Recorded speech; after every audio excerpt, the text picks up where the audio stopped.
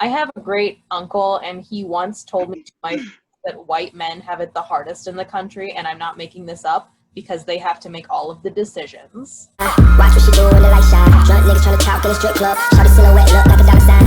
Caught up. That's just how a nigga brought up. Your best. Here we go. We're live, baby. All right, so I want to start this off with Ruba has a video that she wants to share with us. Yes, I do. She'll do that, and then from there, we can move on to the question. Okay, let's see if I can set this up properly. Let me grab the folder really quick. Can you talk some more about the topic that we're speaking on as I'm opening this up? A little bit in the intro, and it's called a new type entanglement. Like, the topic of entanglement is like really big right now because of Jada, August, and Will. And I kind of just thought about like interracial relationships and dating, especially this thing that I saw on Instagram about the rapper Eve. She's married to like a billionaire or millionaire or something like that, and he's white, and she said that she doesn't feel comfortable talking about racial issues with him because she doesn't want him to feel uncomfortable. And someone else, that's an actor, Tika, her husband is white, and she said that's an issue in itself if you feel like you don't feel comfortable to talk to your significant other about things that affect you. So I just wanted to have like a conversation about that. Also because like my own experiences of like being friends with people that were of a different race than me, I've realized that it's harder to relate with them or even make those connections of like understanding like where I'm coming from too.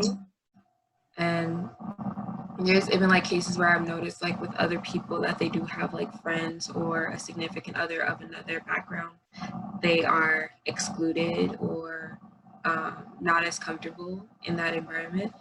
So that's why I really wanted to talk about this and have this topic. So, yeah. Good topic. Awesome. Okay, so the video is ready. I'm going to share the screen. The video is in regard to a Black trans woman, and she talks about basically being in predominantly white parties and how she navigates through that and how she feels. Yeah, I recorded this earlier. It's 4 minutes, so. But are too reserved to actually pursue, right? And so what ends up happening in this particular space, in that particular party, is I have this long list of men who I know are attracted to me, who I know are interested in me, who I know want to do things with me, but they do this thing where they'll lean over into their interest in me, but will ultimately end up coupling with a white woman that night. And it just kind of becomes this thing where the preferences of most men become very obvious, very, very, very, very obvious. And one of the things I recognize is that when I would go to spaces like that a lot, you know, it would make me sort of look at myself in a different way. You know, when I'm sitting alone in my house, looking in my mirror, looking in my viewfinder, I think I'm the hottest thing in the world. I think that I am so fucking pretty, and that just sort of is what it is. I feel so much pride in my hair texture, my body, my skin color, my gender, all of these things. I look at and I say, you're beautiful, not even thinking about it, right? But I go to these sort of spaces and suddenly I have this weird, people are expressing interest in me, but they're afraid of how to pursue it. They're afraid of how to go about it. They don't want to offend me. That's the most annoying thing, is there's so many people who, because I'm Black and it's so new to them, they're just obsessively worried about offending me, which usually means they're going to, you know, they're usually going to say something ignorant that is offensive, right? Instead of just interacting with me like a normal person would. They treat me with kid gloves, and I always feel like that is so condescending, right? And that actually feeds into another sort of thing that is very frustrating to me. You know, listen, like I said, I think I'm cute, but I don't really expect for other people to think that I'm cute, especially because as much as I don't like to sort of say this out loud, I'm very aware of the fact that to a lot of people, Black women of all women are the least attractive women. And you make that woman trans, it's a wrap. It's a wrap. So while I have a lot of pride in myself, I'm also very realistic about who, my degree in which I'm going to be able to be attracted universally. I'm not. I'm going to be a bit more of an acquired taste, which makes me feel really shitty, and one of the things I recognize, both being Black and trans, is that there are a lot of people who, like, let's just be, we're being true, we're being honest, let's just say things. I'm trying to speak around these things, but let's just say things. We're gonna be saying a lot of things like this in this video, so I think some people are not gonna like it. Let me take a sip.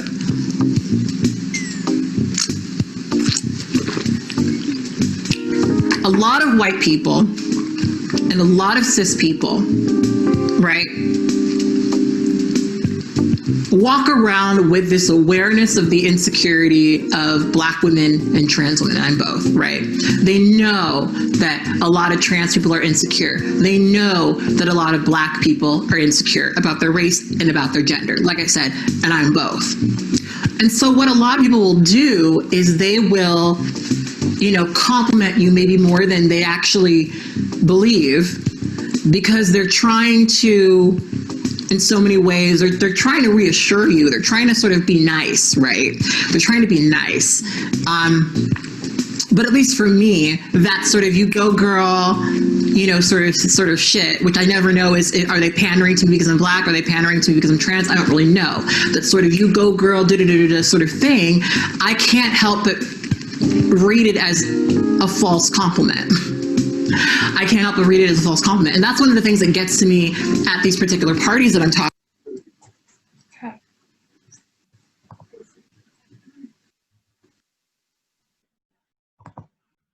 Okay, so that's what I recorded. You have any comments? It's much better. The audio? Mm-hmm. Yeah, I think I figured it out. Yeah. Oh, okay. I thought it was because we all muted ourselves, because before we weren't muted, but if you did, that's great too. Awesome.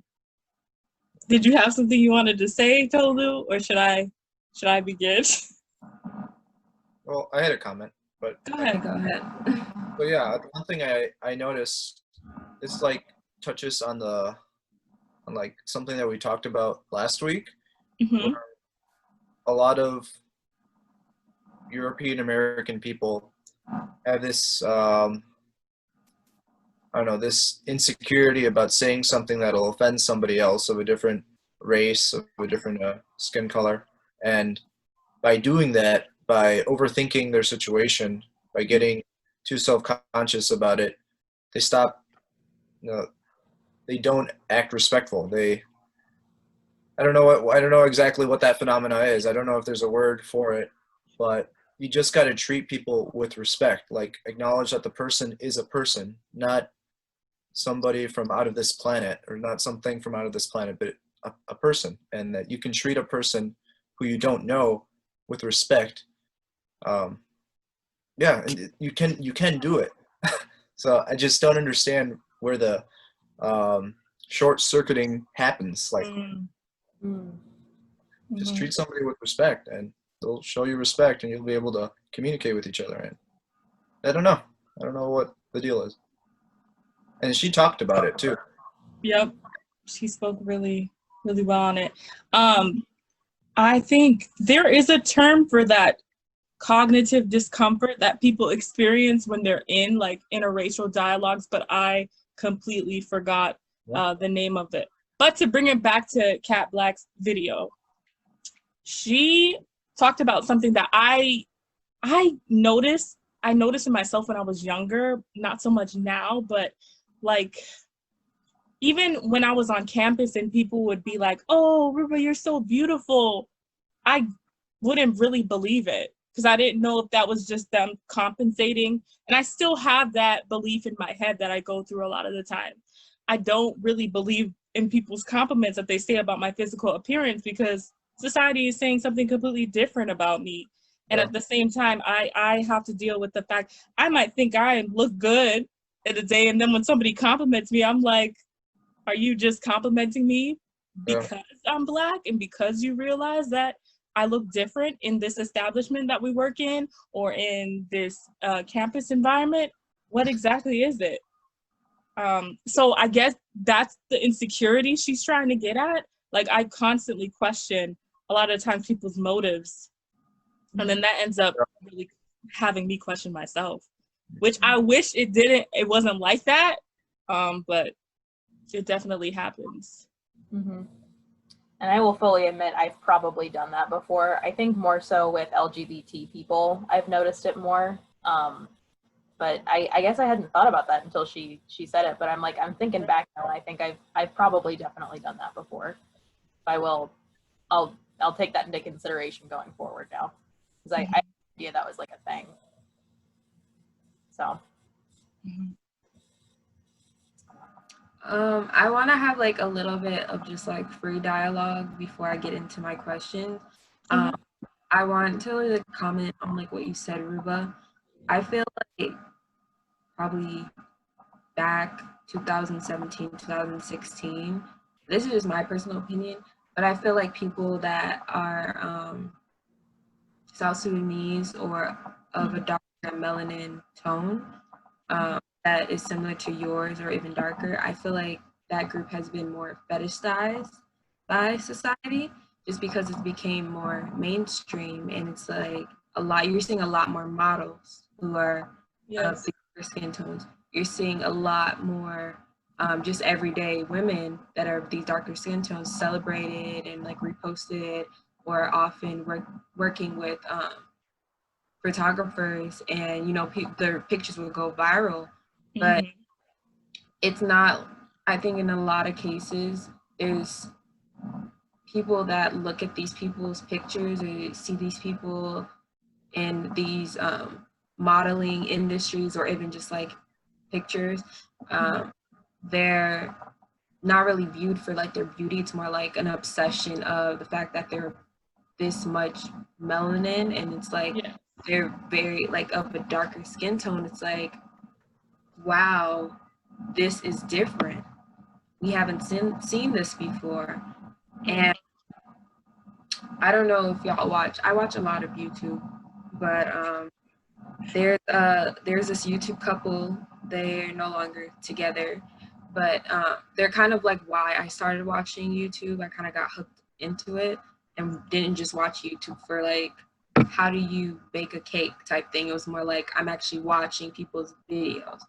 And they're a well-known couple. They were a well-known couple, and it's Jamie and Nikki, an Australian-based couple.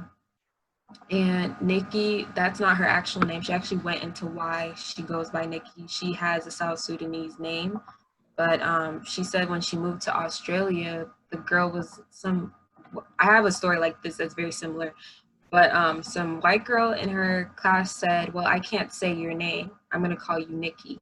That's why she goes by Nikki. And her husband is Australian. And white. White. He's a white Australian man. And now that they're divorced, it was just like, now I kind of wonder, was she like really accepted in that relationship, in that family, or was she fetishized? I can't say a lot of words.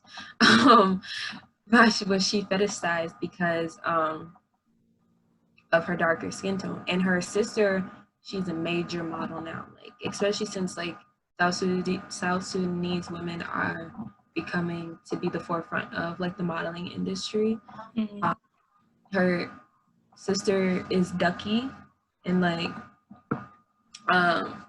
even the story of like Ducky becoming big, that was a big deal because she was in Australia doing like small time modeling stuff, but she wasn't really getting as much exposure or acceptance in the industry. She was even on like Africa's Next Top Model, and like the way that she was treated there by fellow African was horrible. Like and it's very common that like Black women may wear like wigs and weaves.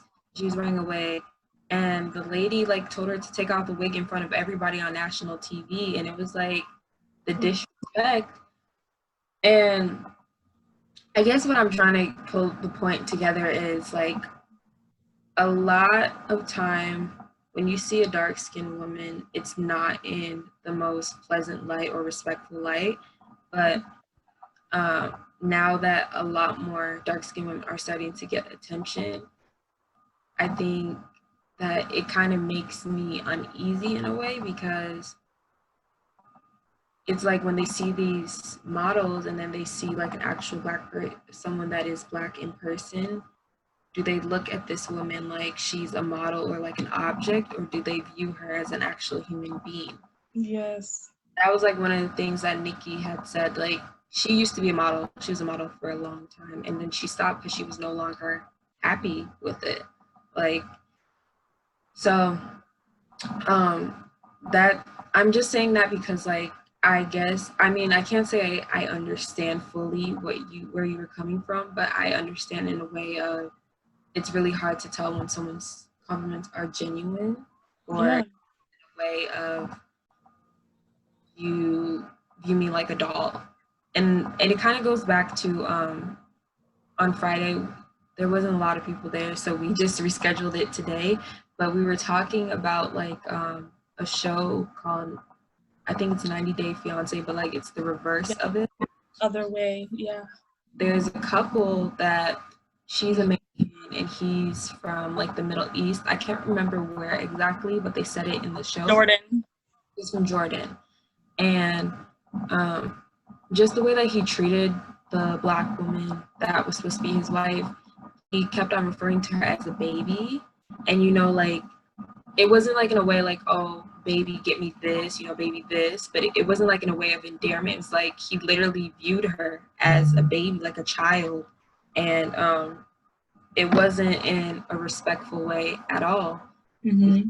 She's she's a woman, she's a human being. She's like, and not saying that babies are not human beings either, but like in that form, you don't see her as your equal. Right. She's grown. Mm-hmm. Yeah, and even to go on to that, it's like when she would be frustrated or expressing herself, he would laugh in her face. Mm-hmm. And I feel like even with that, it's harder for Black women to date outside of their race because of situations like that are so common. They're not viewed as people. They're viewed as dolls often, like they're viewed as objects. And women are already viewed as objects as it is, but to be a Black woman, it adds more levels to it. It adds more complications to the relationship. And not saying like on the ends of the Black woman is too complicated in the relationship, like she's too much of a problem, but it's more like to someone's respect, it's an issue for the relationship to work.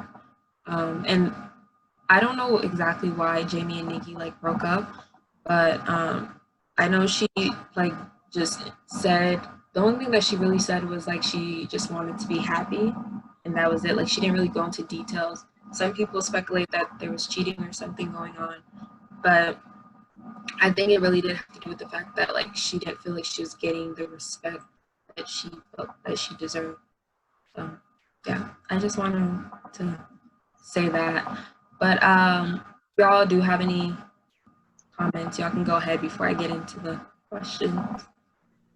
Girl, you unloaded a lot right there. That was all good. Like, I need a moment to digest.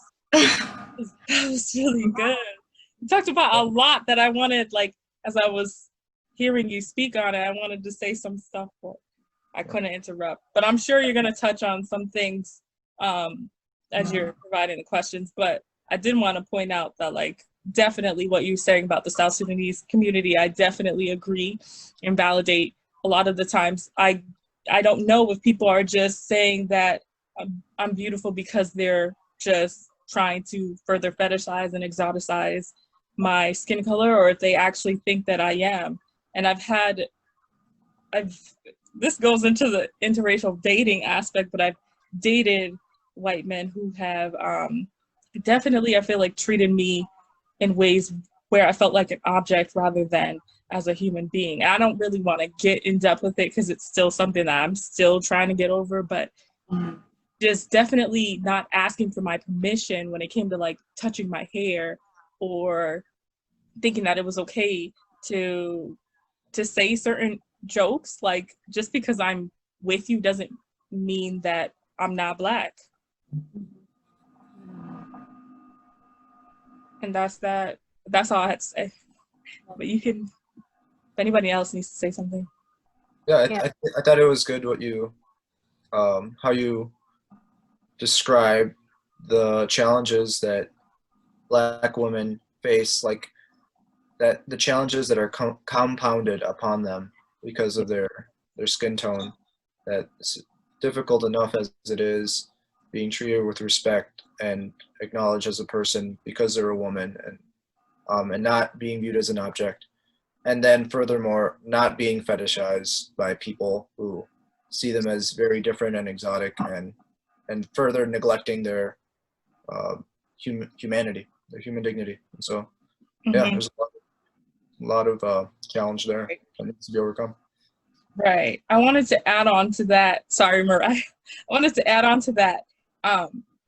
Also, because of our history too, in this country specifically with regard to slavery, a lot of the times, like, obviously, Black women didn't have a right to their own bodies, as many were being sexually assaulted and physically assaulted. So a lot of the times when people touch me, I have to think of it not only of like an individual sense of like violation, but also thinking historically, like, what makes you think that you can have the right to touch me without my permission? Like, we're not in times of slavery right now. You don't have the right to touch me, ever. So I frequently go back to that as well. Like, this isn't just, I don't view my experiences solely as just my experiences. I also have to acknowledge the history and the collective history of it all.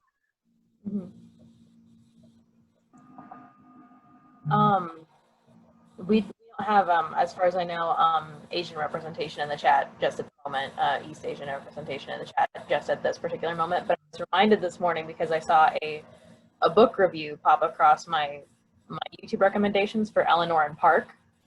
And I don't know if you guys ever read Eleanor and Park, but it was written by this white author named Rainbow Rowell. It's about the relationship between a young white overweight woman and a young Korean man in the 80s, and they're both in high school. And it is extremely problematic in terms of like fetishizing Asian men and just the way that he is talked about, even like the fact that his name is Park and his brother's name is Josh is an issue. I think at some point they refer to his mom as like a tiny China doll or something.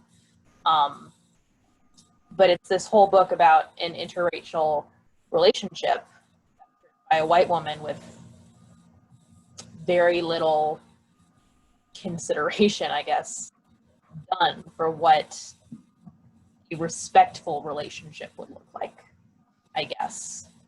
And I guess I wasn't, I remember reading the book and being thrown off by the China doll comment. It wasn't a very memorable book for me just in terms of the writing to begin with, but I was reminded of that when I watched that video this morning about how that's an issue too, when white authors have tried to write interracial relationships in like YA and contemporary fiction too, just from the media perspective of things too. So. Right.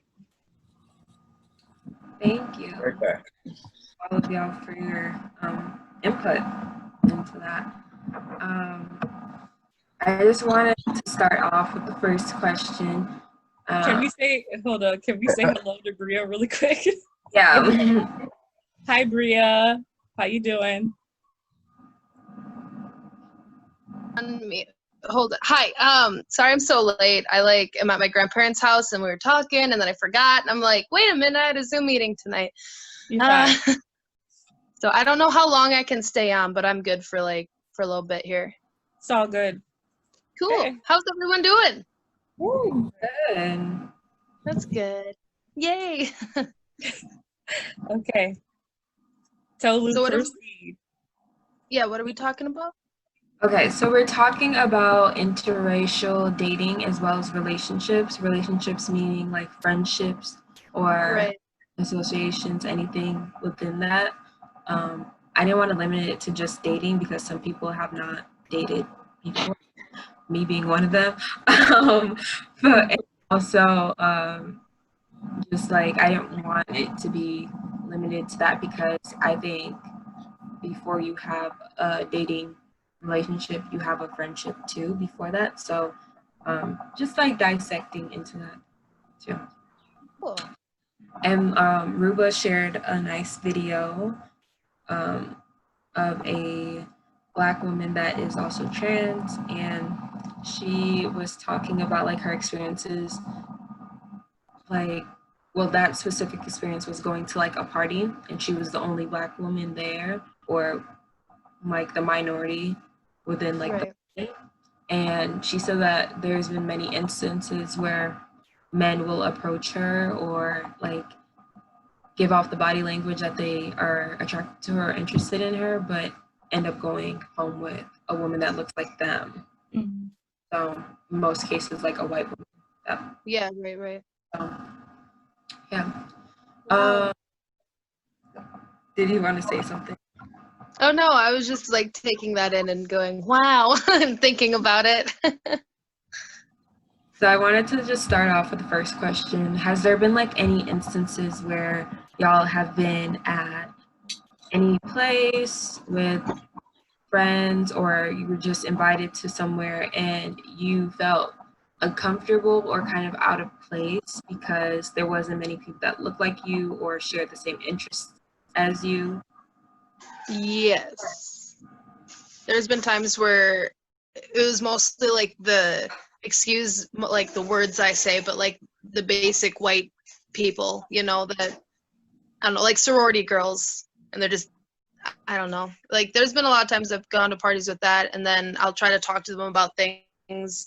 Like I'm really into like photography and music and other stuff, and these girls would talk about dramatic problems with me, and I'd be like, well, what do you do for hobbies? And they'd be like, oh, you know, I party. And I'm like, well, is there anything else to do? And they're like, no. And it's like, oh, okay. Sounds good. I don't know. I guess that's my experience. Go ahead, Mariah. I guess not I don't know about parties and stuff, but I mean, like I'm white obviously, but I'm also part Mexican, and sometimes I will be out in a place and people will be talking to me, whether they're an acquaintance or somebody I know or a relative or something, and they will just start saying very insensitive things about Mexicans or very racist things about Mexicans without knowing that I am in fact part Mexican and think that I'm going to agree with everything that they're going to say. I have a great uncle, and he once told me to my face that white men have it the hardest in the country, and I'm not making this up, because they have to make all of the decisions. And I cannot make, I'm not making that up. That is a actual thing. Wow. That is a real actual thing that this 70-year-old man said to me. And like, man, I love you, but I'm about to correct you on that right now. Right. Oh my God. Yeah, I guess there's just, that is just, people don't know that I have that particular heritage, and they'll just start saying shit and think that I'm going to agree with them on that, which I don't. Mhm. So. I guess when I first saw you, I was like, she's got to be part Hispanic. Same, isn't it? You're breaking up a little bit. The game. Oh, sorry, I'm not on Wi-Fi. If I can. I was gonna say the first time I saw you, I could tell that you're Hispanic and stuff. I don't know. Yeah. For some reason, every time you say Hispanic, after that, it just freezes up. I don't know why, but yeah, like all we hear is when first time I saw you, it's like it's clear. It's like first time I saw you, now you're Hispanic, and then it just freezes. I don't know why. It's really odd. Yeah. I'm sorry. Maybe I'm in a bad part or something, and I'm not getting service. I'm like at my grandparents' house, so I'm not like on Wi-Fi right now. If you it's- heard any of that. your bandwidth is low, is what it says. It says your bandwidth is low. That's okay. What do you think, Tolu? I want y'all to go first, and then I'll go. Can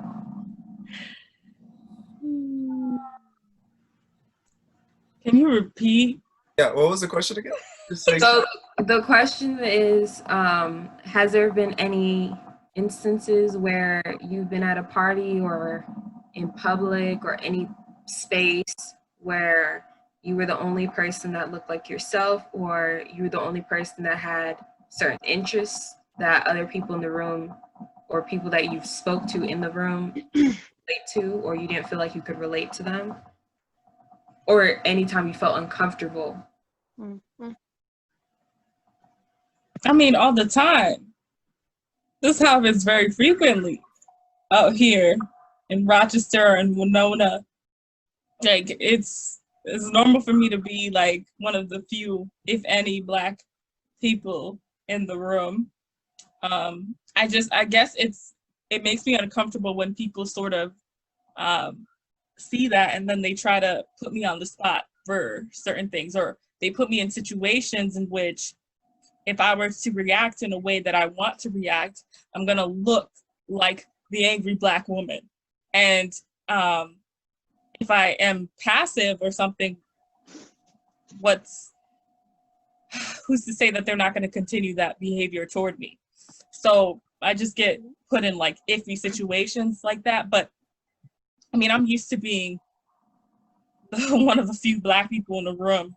It is what it is, but it's just usually when they try to exploit me or assault me by touching me or saying things to me that obviously aren't gonna fly, and it puts me in the puts me in a situation where I become a spectacle.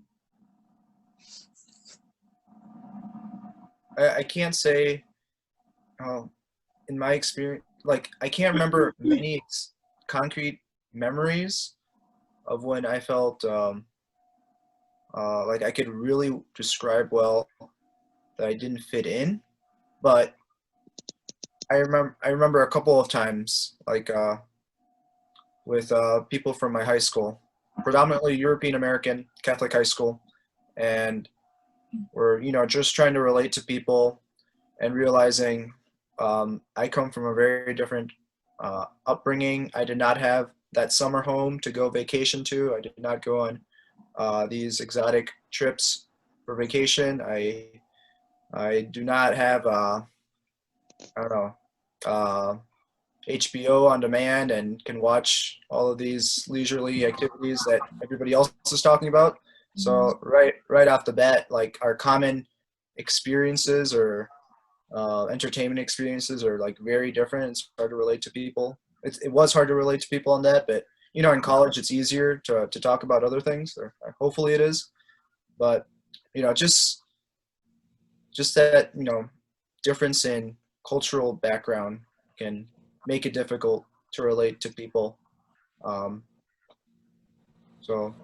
But I can't. Other than that, I can't remember any like other moments where I felt really uncomfortable.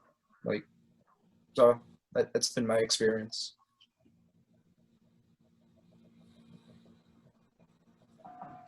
Okay. I'll just tell y'all like one from college and then one from high school.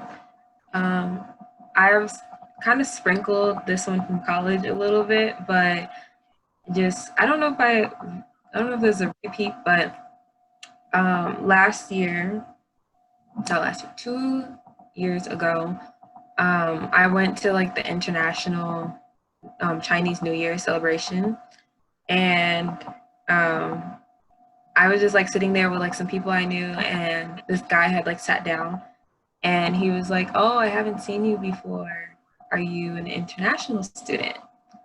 And I was just very confused because I was just like, why is it that you assume that I'm an international student and there's all these people here, and yes, I'm the only Black person in here, so I'm not understanding that. Why do I need to be labeled as an international student? And there's nothing wrong with being an international student, but it's just like, where does that assumption come from? Yeah.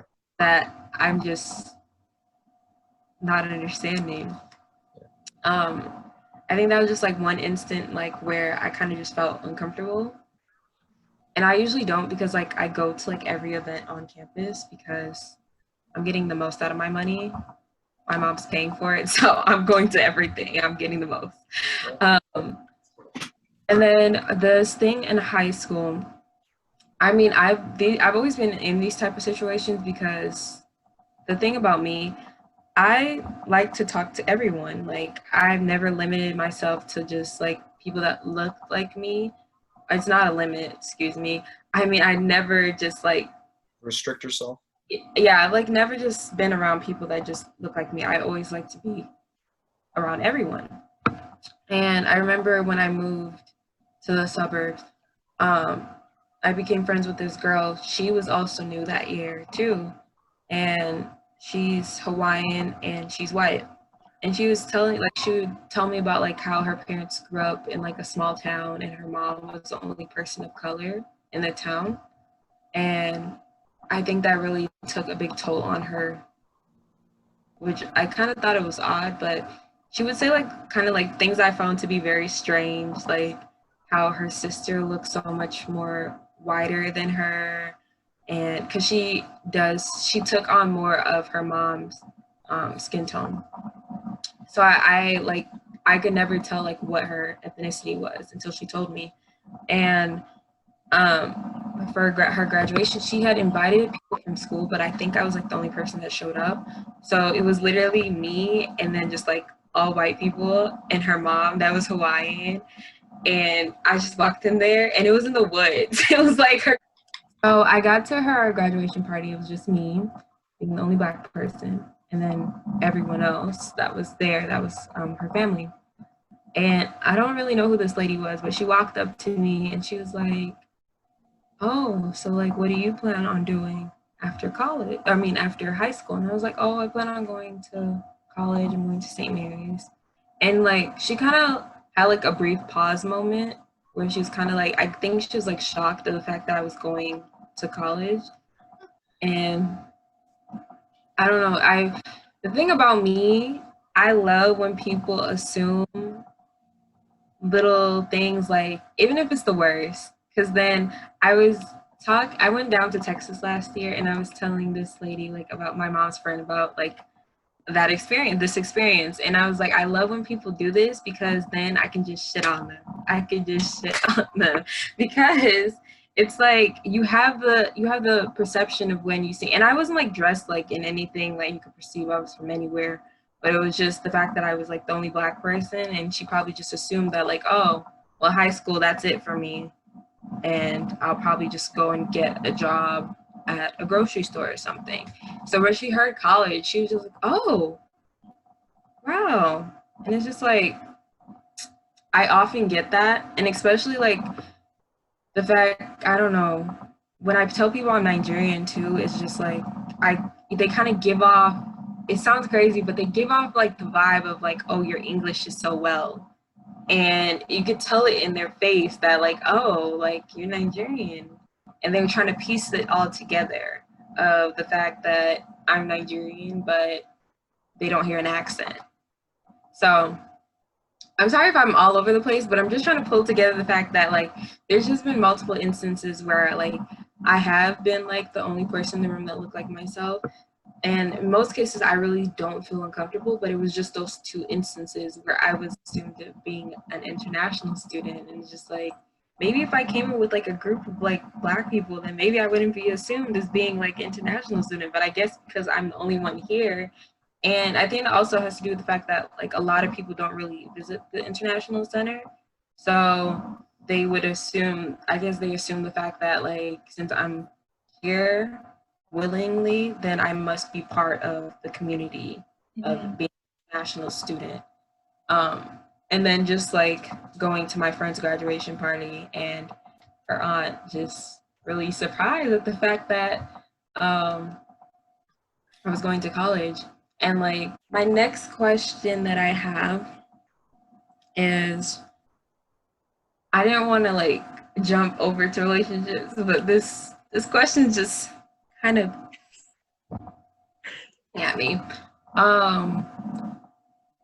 Has there been like instances where y'all have felt that it would be difficult to date someone that doesn't look like you or share the same ideas as you? Or share the Or same share what? the same what? Ideas. Ideas. Ideas, absolutely. Yep. Ideas is a big one. If I'm on Tinder and I see that someone's conservative or if they're a MAGA supporter, I'm like, no, absolutely not. Not a chance.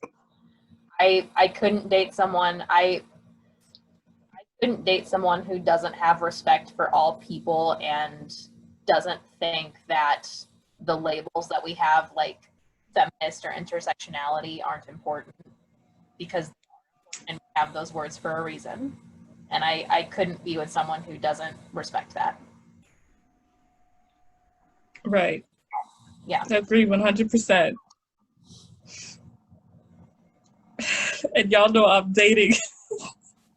I'm dating just people, and as I begin to learn more about their ideas, I start to just retreat, honestly, into myself. That's the best way that I can put it. Yeah. But yeah, ideas is a big thing for me. With regard to like race or ethnicity, I don't have a preference, and I don't believe in preferences with regard to that.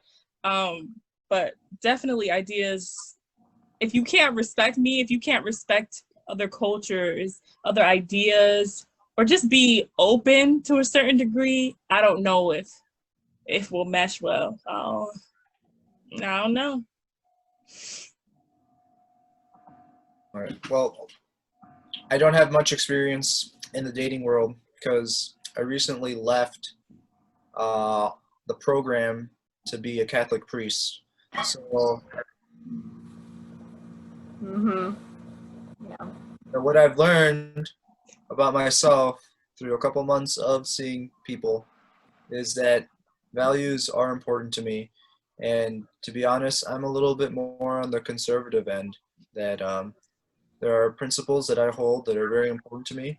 But fundamental is, out of all, is respect. That I can be friends with people of different political viewpoints, as long as like we treat each other with respect. Definitely. And I'm still trying to discover where I lie concerning dating outside of my religion, because my faith is very important to me. And, Yeah. I don't want to keep people from following their conscience. If they believe something, I don't want to keep them from following their conscience. And I don't want to keep it from them that I want them to believe things in a certain way, and because I think it's good for them, and they're free to disagree with me. But I don't want to like bind them into like thought cage, like bind them into a certain way of thinking. Like freedom of conscience is very important. So yes. Oh my gosh. I don't think I could. I think I can. Obviously, I can date outside of my ethnicity, but like Ruba, the ideas are important to me. You know, ideas, values, principles. Yeah. Definitely. I totally understand the religion thing. I'm on the opposite end of you, where I am a non-religious person. So if I wouldn't want to keep someone who is a religious person from wanting to date someone who has those similar values. So yeah, I totally understand that. I was hoping some of my Muslim sisters would come to give us their perspective too. But yeah, I was definitely going to jump into religion, because that's another aspect of culture that people really need to talk about. So I'm glad you touched on that, Jose. So me personally, at this moment in life, I know I just like spoke about like, oh, certain experiences have not like dictated my beliefs or, you know, the way that I move. But I don't know. I kind of think for dating for me at this moment, I don't know if this is something that may change, but just with certain experiences that I've had, I don't think I can date outside my race. I've just had like a lot of negative experiences. Um, Last year, there was a guy that liked me and he was white. And I was like hanging out with him, everything was cool. Until like he was like, yeah, and your skin, like he was fetishizing. I've never told no one this, but he was like, it was just like, what? That's not a compliment. And it was just like, I kind of felt like it was a little bit weird. So I left and I never spoke to him again, which was really bad because, you know, I should have said something. But it was just like, I don't know. I just didn't really know how to do that because I had never dealt with nothing like that before. Like, I felt like he was gonna, it sounds really bad, but I really felt like he was gonna take a sample of my cells and something and do some examination because it was weird. It was weird. Yeah. Oh my God. No, I be feeling that too sometimes. I be feeling it too. It was crazy because like he was real cool. He was real cool dude. But I don't know. It just wasn't my cup of tea. And then also another instance, I've like spoke to friends about this, but I've just always had like negative experiences. I've always had negative experiences with people that were Spanish speaking, or it's mostly been people that were Mexican, mostly. But Jeepers. yeah, Yeah, but but the thing about me is like I still remain friends with people that are Mexican, that are Spanish speaking, because I don't want, like I said, I don't want that to be influencing the way that I interact or behave or anything like that, because I don't want to become someone that's like prejudiced or discriminate, even though I've dealt with those type of things with that group of people. Like there's this guy on campus, he called me the B word on several occasions and even apologized after the fact of calling me that. And he's Mexican and I'm Black, obviously, but and it wasn't like the first time that's happened to me with people that are Spanish speaking, but it's just very common that I'm disrespected by those that are in that group. And I've even been gossiped about when I wasn't around, saying that I behaved in a manner that I wanted to be Mexican.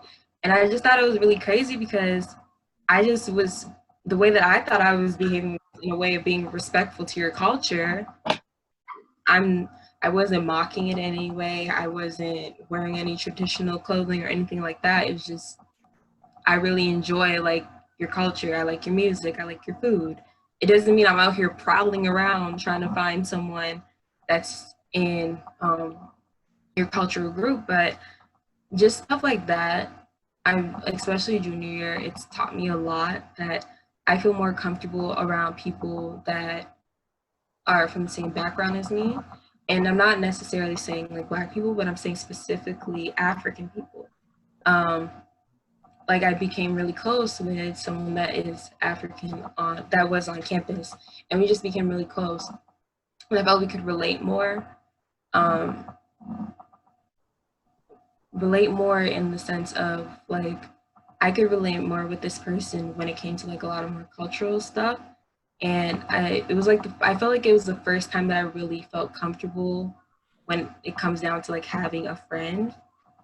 So yeah, I just think like right now, for now, I don't have interest in dating outside of my race, just after those experiences. And I don't want, and like I said in the last talk that we had too, there's been a lot of cases where non-Black groups will have a lot of anti-Blackness or prejudice within their groups and cultures. And especially like, so it may sound random, but there's a show I watch on Netflix and it's called Snowfall, and it's kind of just talking about like the distribution of like crack in California. So there's like the black drug dealers, the Mexican drug dealers, and then the CIA, and they're white, and they kind of have like their territories, and I think someone from like the Black people's group, they went to one of the Mexican people's groups territories, and they said like a slur in Spanish. So I went to go and look it up because I think with the amount of, I never realized this, but like the amount of times I've been traumatized by people that were Spanish speaking, saying like racist stuff about me in Spanish, and then I later find out what it is. It's just kind of made me want to like look more and more into the fact like what are these racist words in this language. Mm-hmm. So that's when I looked it up, and I found out like it was like the N-word, the ER. That's what they were saying in the show, and that's how they were describing the Black people. And it was just like really crazy to me because, you know, often I'll hear like negra or negrita or negro or like that kind of thing, and I've never heard this word before, so I was just like shocked. Like it gets worse, like there's worse words to be labeled as. So I smile and I laugh a lot this stuff, but it really is like it's the way that I deal with this kind of thing. But yeah, I think just for now, I don't think that I would be able to date outside of my race because of all my experiences. And that's why I kind of like brought up the fetishizing of Black women, because it was like something that happened to me.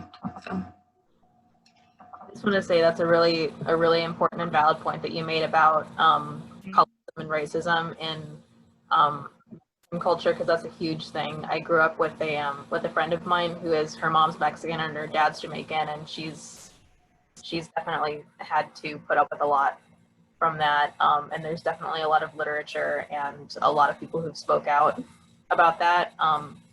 And I think part of it probably goes back to the Spanish conquistadors. I think a lot of people tend to forget that the Spanish were also colonizers too. So that's a big thing in a lot of Spanish-speaking countries, unfortunately. So I just wanted to further validate everything that you were saying. So.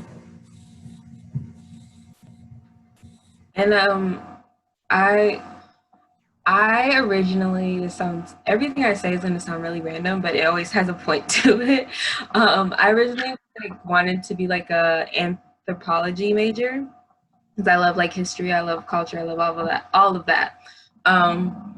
And that's when I found out that like it's not often talked about in U.S. history, which is strange to me. Yeah. A lot of slaves actually fled to Mexico. Mm-hmm. And when the U.S. government was asking for the slaves to be brought back, Mexico was like, no, they're free. Like, we're not going to make them go back into slavery. So like when I hear like a lot of like anti-Blackness or like people being like kind of ashamed of being like of darker skin tone, it's just like, y'all have so much history of like helping Black people or like supporting them, especially during that horrific time. And for it to be how it is now, it's just like, where was the disconnect there? Like, how did it get from there of like love and support, I guess, in a way, into like anti-Blackness? So, yeah. Definitely.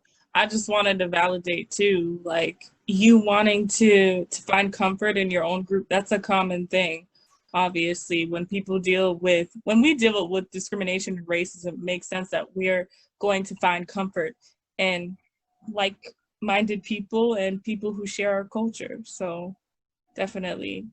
I know when I got out of college too, I was like, hell no, I ain't seeing nobody outside of my culture.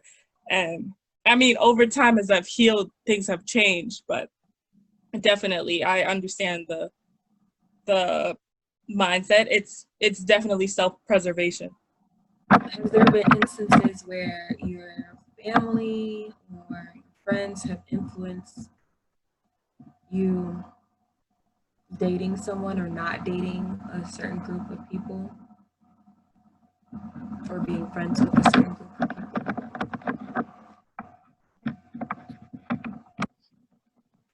For me, not in my experience, but frankly, because I haven't been dating for a long time. So I'm like a blank slate. Period. I know that people make a lot of assumptions about me and my preferences. I am asked probably about 2 or 3 times a year if I'm gay or bisexual because I have never openly dated, and when I have had crushes on guys in the past, I don't generally talk about it because I don't view it as anyone else's business, because I also don't, just because I have a crush on someone doesn't mean I necessarily don't want to date them. Like, the guy that I had a crush on for 4 years in high school was a total jackass, but I still liked him for some reason. But I mean, like, my dad has both of my parents, just regardless of who it is, my dad has pushed me to date in the past. My mom has pushed me to date in the past, just regardless of who it is. But I do feel like, based on who my parents are, they might not necessarily be okay with me dating just anybody. You know what I mean? Unfortunately. I would like to think the other way, but based on what I've seen from them, I feel free to make that assumption about them.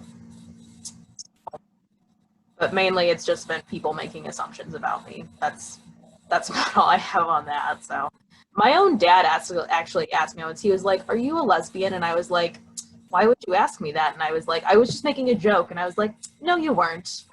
No, you weren't." I'm not offended by it or anything, because people are gonna make assumptions about stuff, but I've never really been, aside from my parents just wanting me to end up with someone because our culture is very marriage focused and marriage minded, aside from my parents just pushing me to date someone or get married at some point, I don't know.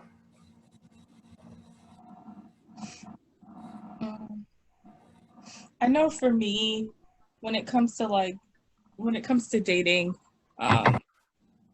particularly white men, and I've only dated like a few, honestly, and none of it has really lasted, but I know I always question, like, will people question my blackness because I'm dating a white man? Will they think that I'm just like an Uncle Tom because I'm dating a white man? Will people just think that he's using me, or or I'm using him? Like, those are questions that come into my mind, but I continue to date freely, but I know those are things that come into my mind because of the society that we live in, and woke culture, I think a lot of the times plays a role in that as well.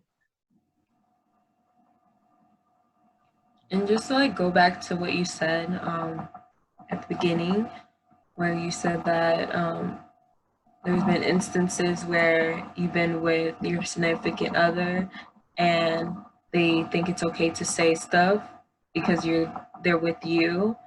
I think that's just like the same thing where people say like, "Oh, I have a black card because my cousin is black or my best friend is black. My child is black." Like, oh Yeah. no. And it's even scary with that because these people that have kids with black people, they can be racist themselves. There's been so many cases in like where, because I used to live in the South, and the area that I'm living in, I still get a lot of the notifications of it because I never changed like my location.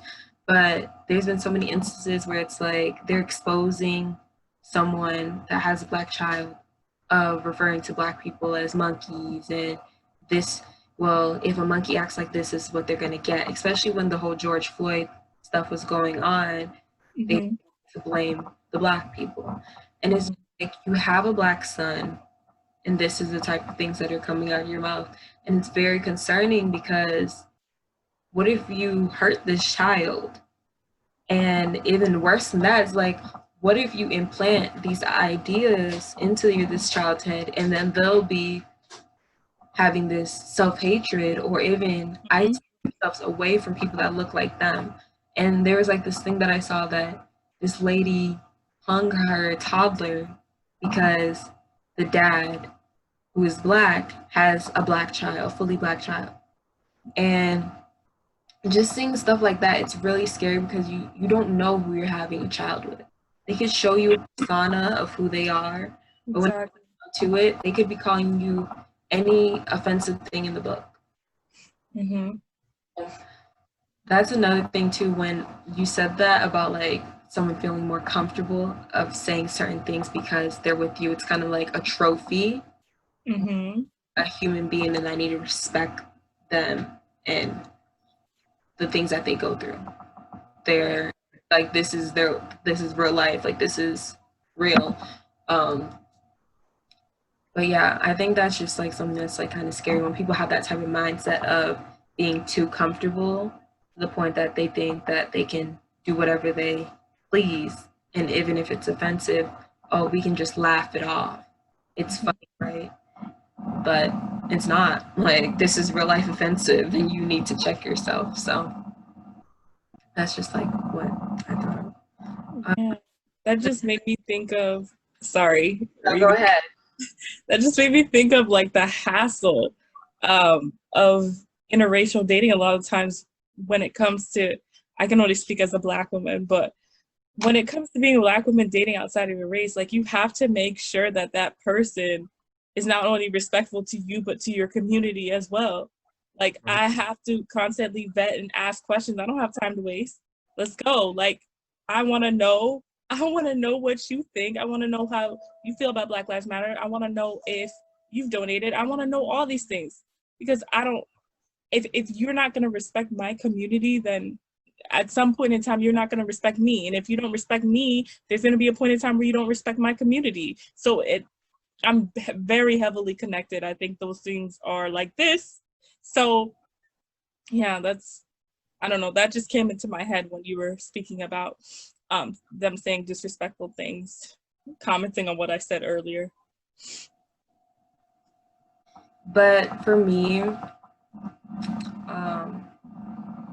honestly, I have had family members who have been against, like, and it's never influenced me because I'm gonna do whatever I want. But I had family members who have like been against like dating outside my race, but specifically white men. And I never realized like why. I never understood like why they against this. But you just hearing like the type of things that they, similar to me, like the type of experiences that I've had, they've had like their own separate experiences, which is why they discourage other people from dating outside the race. Like, I had an aunt, she went to a predominantly white school, and she's originally from Chicago, and this was like her first time leaving like Illinois. And when she got to Minnesota, she went to the school, and she said that there was like one point where they were walking, it was her and two other friends who were Ethiopian. They were walking, and this guy got out of the car and started beating them. He didn't know them. It's just a random white guy. He was driving in a truck, saw people of color in his town, and started beating them, assaulted them. That was just one instance. Then just going to that school, it was just a lot of racist stuff, and that was just big culture shock for her. Because a side note for me, I never knew that Chicago is so segregated, because whenever I went there, it was just like I was going to see my family, so I never thought anything about it. Like, I never thought like anything was strange that, you know, I was seeing people that looked like me. So I think that was another thing too, of her like dealing with all that racist stuff, in college. And then like those different instances where like her friends getting attacked was another thing. So she's always been like against like people in the family dating outside their race.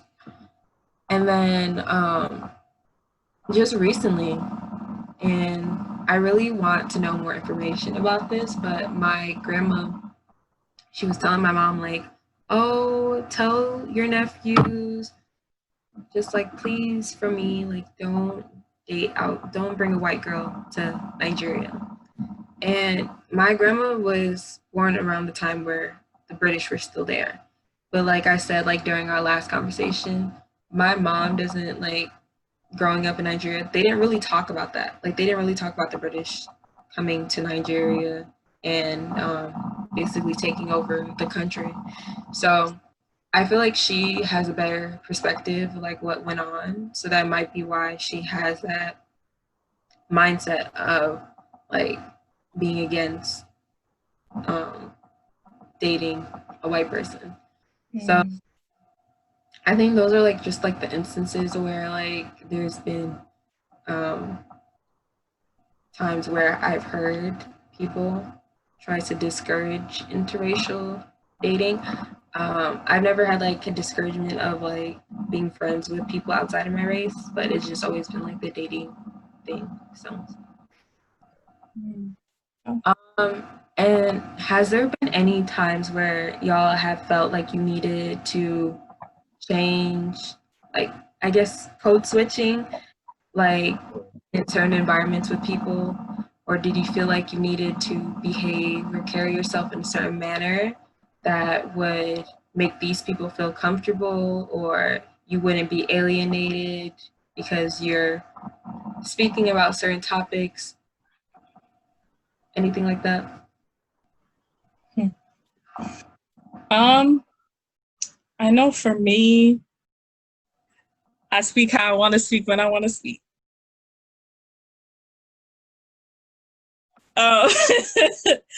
Man, when I was around my crew of Black people on campus, obviously the way that we talk is very different. The jokes that we have are very different than the jokes I would give when I was around different folks. But by time of my senior year and stuff, it was just all very, like all my friends were very much in the same group, so I never really had to engage like that.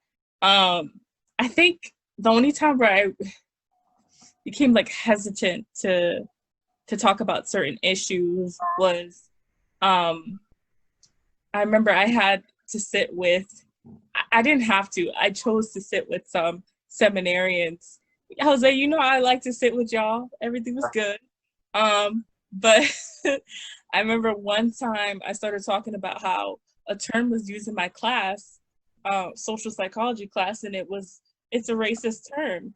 And they were like, oh my God, no, it's not. It might be outdated, but it's not racist. And I was just like, word was that?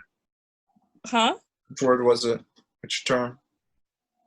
I can't say it. It's the word that people would use to refer to people from the European construct of the Orient. So it's a slur associated with Asians. Yeah, no. So it's Okay.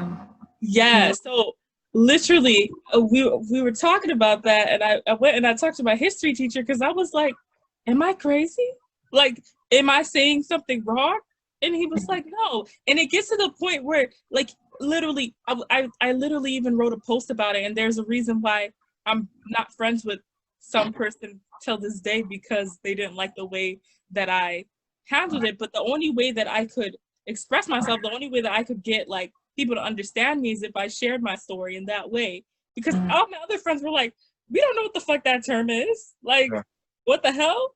And so when I shared it, people were like, yeah, that's messed up. Like, why were they saying that? And when I talked to my history professor, he was like, yeah, that's crazy. Why were they saying that stuff? But it took like all those people saying, no, it's not, no, it's not, no, it's not, for me to actually question myself and question my intelligence and be like, oh my God, even though I held my ground in front of them, you know, I wasn't gonna let them see me shake. Okay? So I was just there like, yeah, it is. I'm pretty sure it is. But it's still the fact that they felt comfortable enough to be like, as all white men, to be like, no, it's not. What are you talking about? That's ridiculous. Even if it's outdated, doesn't mean it's racist. It's just like there comes a point where I start to wonder, like, do you question yourselves? Do you question what it is that you believe? Do you question the things that you have learned? Like, do you hear yourself? What is going on? But I know that was a time where I was like, okay, I'm done. Because I could not, I'm still heated talking about it. I could not sit in there and have a conversation with people who are just invalidating immediately from the get-go. It just didn't make sense to me, especially if you didn't even know the term to begin with, or you've only heard it a few times. Like, what are you talking about? But outside of that, I've that doesn't really go into code switching much, but I know that, like, the way that I speak, even at work, I know I'm gonna go to you, Jose, but even at work, when I speak to my kids, I speak in Black vernacular. I speak in African American vernacular English. And a lot of the times I have coworkers who ask me if I'm from the South. And I'm like, no, I'm not from the South. Why would you think that? And they're like, oh, you just have an accent when you speak. I'm like, no, I don't. This is just the way that I speak. But I realized Black vernacular is something that they just, I don't know. I don't know if they've come in contact with it, or if they just have not been around Black people who use it. And I mean, not to generalize and say all Black people use Black vernacular, not everybody does. But I know for me, those are like two instances that come to mind where I felt like I couldn't really say everything that was going in my mind because I just felt completely outnumbered. And then also just speaking in my regular tone and quoting things, whether it's music or whatever, and having people assume that I'm from a particular region when I'm not. It's my culture. So what's the problem? Yeah. Sorry, that was a rant. Jose. I'm not sure how much of this I would term code switching, but as a non-religious, non-spiritual person who comes from a very religious family and who lives in a place that is generally very religious, I've sort of started to tell people that I'm an atheist, but it's very much still a dirty word in the community that I live in, the family that I'm in. I've had two relatives tell me that I'm going to hell because I don't they believe. When I go to family get-togethers, I don't make a big thing of it. I do the dinner prayers and the stuff like everybody else, even though it's not something that I value. But I do feel like for the people in my family, because most of my family knows at this point, and it's not something they're comfortable with. So I kind of have to go out of my way, I feel, to make sure that they know that I am an ethical, moral, good person. Because in the religion, and most of them are Catholic, and this is not to generalize all Catholics, obviously, but for my family members in the community that I live in, to not be a practicing Christian is to not be a moral, ethical person. So I kind of have to constantly go out of my way when I'm around those people to make them comfortable, and don't particularly go out of their way to understand my beliefs, or they would refer to them as a lack of beliefs, I suppose. But I still feel like I have beliefs and an ethos and a moral path and all that. I don't think that makes me a bad person. So I'm not sure how much I would refer to that as code switching, but it is something that I do in terms of changing my behavior and watching what I say around a certain group of people, I suppose. But again, I'm not sure if I would term that code switching. It falls under the umbrella of the question, basically, of being hesitant. Definitely. It doesn't make you a bad person at all. to be atheist. I remember when I started off college, I was more Christian, you know. I was like, when I would hear people say that they're atheist or agnostic, I'd be like, oh, like my heart would hurt for them. But then by the end of my 4 years there, I was kind of like, yeah, I'm kind of agnostic. Like I honestly didn't really want to have anything to do with Christianity, specifically Catholicism, because of everything that I went through on that campus. But definitely, I don't know why I said all of that, but I just want to validate, like, you're not a bad person at all for. Yeah. And it's also like, I don't view religion as a bad thing whatsoever. Like, Yeah. I think it's kind of that balance that we have to have in the world. Like, I don't think on one hand that everyone should be religious and spiritual, but I also don't think that everyone should be an atheist. You know what I mean? Like there needs to be a balance, you know, like one side should never have more power than the other, but that's bad, I think. Most countries do have some sort of, not official religion, but like a majority of the population is that particular denomination, whatever it is. Like in the United States and most European countries, that denomination is Christian, for example. So, but like I don't view it as a bad thing. It's just if I'm going to respect your beliefs, I want you to respect mine. But that's not something that I generally get from the community and some relatives that I have. So I watch myself around them. But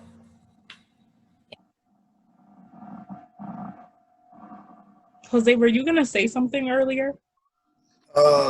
No, but I can say something now. Okay. Yeah. I don't know, when I was speaking, it seemed like you wanted to say something, so I was like, oh. Okay, Yeah. go ahead. For my part, I feel like I can literally switch languages between Spanish and English, but Period. yeah.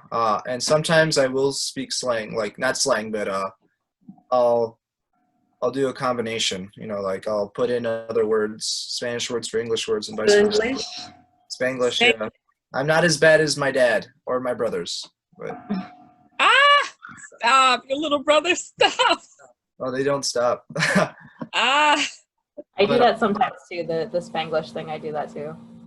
Yeah. I guess I didn't think about my other languages, but yeah, I frequently do it with Arabic in my household, or when I'm with my friends who understand. I constantly switch between both languages. Yeah. But also growing up, I did spend a lot of time with African American people from my neighborhood at school, and I became friends with some of them, but I lost touch with a lot of them once I went to a different high school. But just hanging out with them for a while, like in elementary school, middle school, I can understand African American vernacular English, but I just don't always feel comfortable speaking it with others. One, because the majority of the people I'm talking to don't speak African American vernacular English. It's very professional, very European American, polished English. But when I am talking with my neighbors who do speak African American vernacular English, I have to warm up. Like I have to trust them and know that they trust me in order to speak African American vernacular. So yeah, I'm like a weird hodgepodge of things. So good. Okay. Tolu, what were you gonna say? I just wanted to comment on something about like black. I can't say that word. There's a lot of words I can't say, but AAVE. Say yes. I think with that, like when people assume that you're from like the South or something like that, I think it has more to do with the fact that maybe the Black people that they've encountered have probably been code switching around them. That's probably why they're surprised that you're speaking comfortably around the kids instead of like code switching, because a lot of people will hear me code switch and like they know me personally, and I'm like the queen of it. I can code switch to different things. Let's go. Like Let's go. I'll do a Nigerian accent when I'm talking to Nigerians. Hey.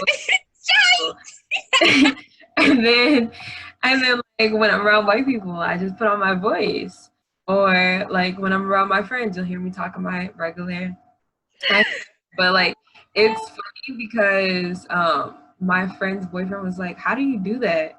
And I was like, "What?" He's like, "You just changed up your voice a little bit there." I was like, Literally. and like even when I do it, I don't notice it, but it's because I've been in so many different environments. And it's like if I do talk in my regular voice, it's like these people either won't take me seriously or they won't understand what I'm saying. Yeah. Like I know when I first moved back up here from the South, a lot of people would say I talk so country, it would be hard to understand what I was saying. And then as time went on, it was just like I lost like the way that I spoke compared to like down there to up here. So yeah, there's been multiple times where I've had to like code switch. I'm trying to like less move away from that more and more because it's just like, why do I need to make other people feel comfortable Definitely. when they're not changing that they talk to me? Exactly. So, But yeah, it happens so often. You don't even know when it be happening. yeah. Because I feel like it's something so common that people have to do that are not Yeah. of that group, of the majority group. So they feel like they have to adapt with those people instead of just being their selves. And it's like, if they can't accept you as you are, then do you really need to be around them? Exactly. But then also, there's a lot of things going on in movies where they'll have like a guy that's stereotyped of looking like a rich white guy, and he's using what a lot of people refer to as the black voice. Or, I mean, the way that they've definitely updated it, the way that they do the black voice in movies. But like, I remember in the early 2000s, it'd be like, "What's up, my dog?" or "What's being homies?" Those kind of sizzle. yeah, yeah, that kind of stuff. What? And I've never in life heard no black person say "for sizzle" or "what's happening, my homie," like those kind of things. And it's just like, and that's another thing too. Like I've had people talk about, because there's a video on YouTube in which this guy breaks down African American vernacular English and talks about it having a structure. And I think a lot of the times people don't know it's a dialect. It has its own structure. Legitimate. So yeah, it's legitimate. So you can't go around and throw a whole bunch of words together and think that that's gonna fly. Like we will call you out on it. It doesn't sound right. And there's a lot of white people on TikTok who think that they can use black vernacular English, and they think that they're using it correctly, and they're not. It has a structure and needs to be validated, and people just don't know what they're doing. They don't know what they're doing, so stay out of it. and when I say like it's been updated in movies, it's like you're not hearing as much as like "what's happening, my skilly biscuit," or those kind of things like that. Those silly. Those kind of things are not like, they're moving away from that and they're trying to use more like mainstream of it. But yeah, it used to be like really bad, like really, really bad back in the day. Like, and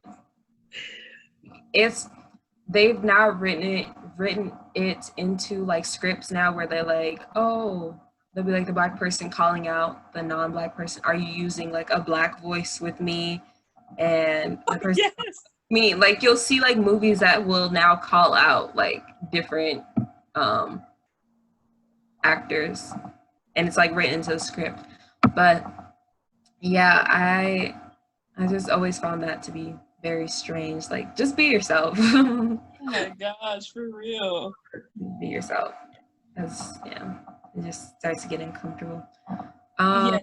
Tolu, we are hitting the 2-hour mark. I know you wanted to cut this. I know. This is my last question. Speed round. My last question is, what are your deal breakers in a relationship? And we kind of touched on this. Yeah. I want y'all to limit it to 5. No more than that, please. So go ahead. Anyone? Mariah, you go first. Okay.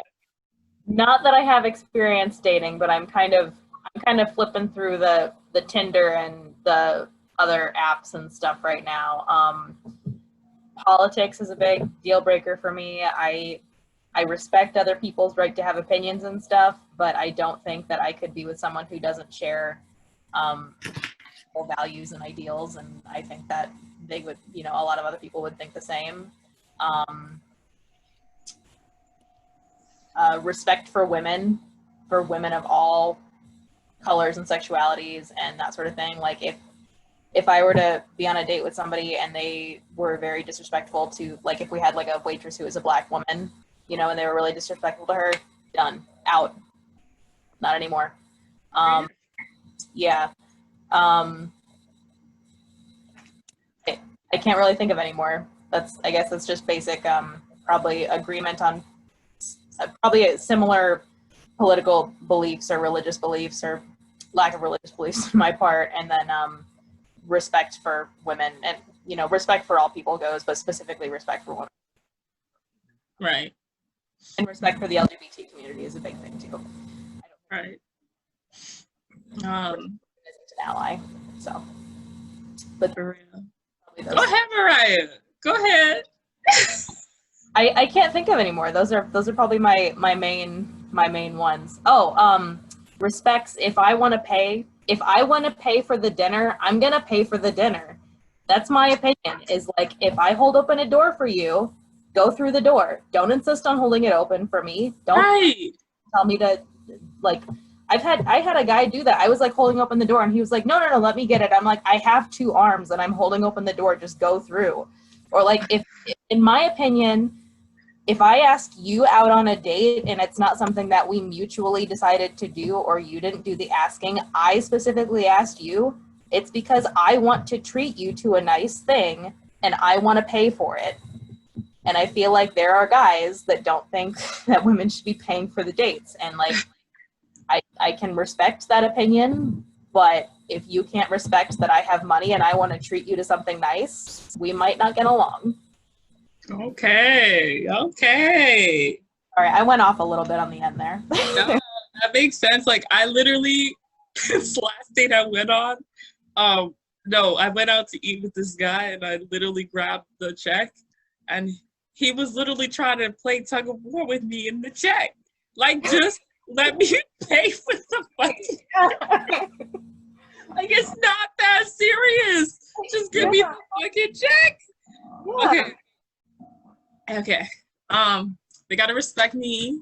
We gotta respect my community, as I've said.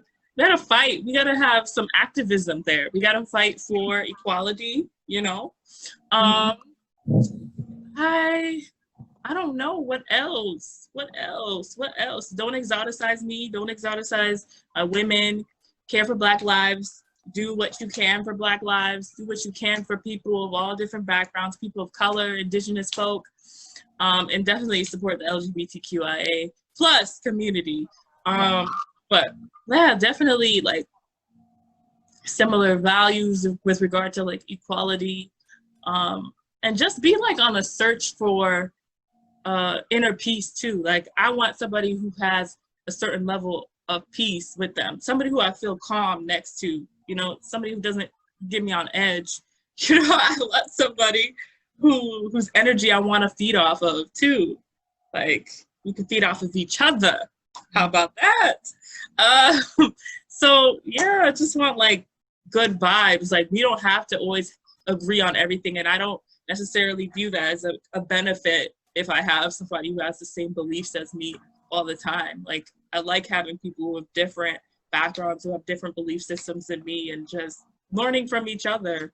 That's what we're all here for, And I definitely think that that's how you get to different levels of consciousness and awareness of yourself and of society and others. You gotta have different minded people. So yeah, you just gotta be open, respectful, and all about it. I told them I'm so happy you turned the light on me. Like, girl, all I was seeing was your glasses and the reflection. I was like, yo, we're so low. All I can see is the glasses in there. Like, what? I didn't want to turn on anything because I didn't want to be I rude. don't like the darkness, man. Because We want to see your face. We want to see your yeah, we face. want to see the full thing because all we could see was literally just like the Floating. off of your face, and then Pair the of- glasses. You was looking like a bug. Like, what is Floating that? pair of eyes. Just a Like, floating come pair of on. eyes. in the dark. Oh my gosh. Okay. Sorry, go You ahead. always do that though. Don't do that again. You put it on when it gets dark, okay? So you don't look like a And it's crazy because it didn't look dark in my room, but like on camera, it looks. This is crazy. Okay. For real. No. Go ahead, Jose. Oh, my turn. Okay. I feel like I'm honestly, I'd like to think I'm not as picky as other people, but I We guess know you're picky. yes, I do know. But I'd like to think I'm not. You have high standards. You have high standards. Sure. You have high standards. Yeah. So I guess for me, faith is very important. I think it'd be easier to get along in a long-term relationship if we have the same faith.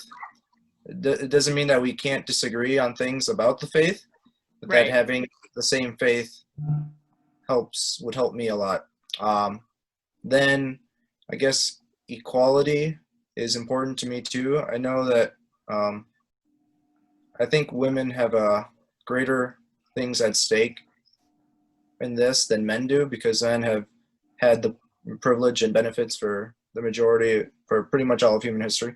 Go.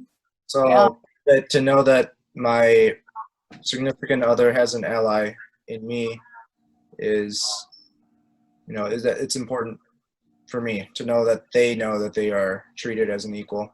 Right. Yeah. Another thing would be, I think this goes back to equality, like equality of household, like making decisions together. That's a big one. Because oftentimes, like in Christian circles, they interpret certain scriptures to mean that women have to subordinate themselves to the man, and that is way out of line. And I am still saddened that people still believe that, but I don't think that's the right understanding of scripture. And I guess, so if anything, it'd be both serve each other out of love. No one is superior to the other. And I guess a last one is like a genuine pursuit of justice, being honest about what is just in society and what things we should both work towards fixing as a team. So That's those are right. the 3 things. Yeah. Definitely, I agree with that. Genuine pursuit of justice and that dismantling patriarchal systems both inside the house and outside. Let's go. Let's go. Okay, Jose. That's Period. fun. Okay. And Tolu, last but not least. I'm gonna keep mine quick because I was not planning to keep y'all this long. For me, a deal breaker is if they're controlling. I do not want anyone that thinks that they own me or I'm an object of any sort. Definitely, I agree with you, Jose, that they should be someone that we make the decisions together. Definitely see me as your equal and not someone that is beneath you. Someone that has a backbone in the sense of they're not afraid to speak up in those unjust situations, because it's just sad to see like people that I follow on Instagram that are like artists and stuff, and they'll be asked like in interviews like, oh, what do they think about what's going on with Black Lives Matter? They're like, oh, well, I understand both parts. And it's like, you're a Black male. What do you mean you understand both parts? So like stuff like that, I don't want anyone that's like that. I want someone to speak up on these things and really don't only just speak up on it, but actually take action in it. It's good to say Black Lives Matter, but what are you doing to pass that? Someone that my family, that you have respect for my family.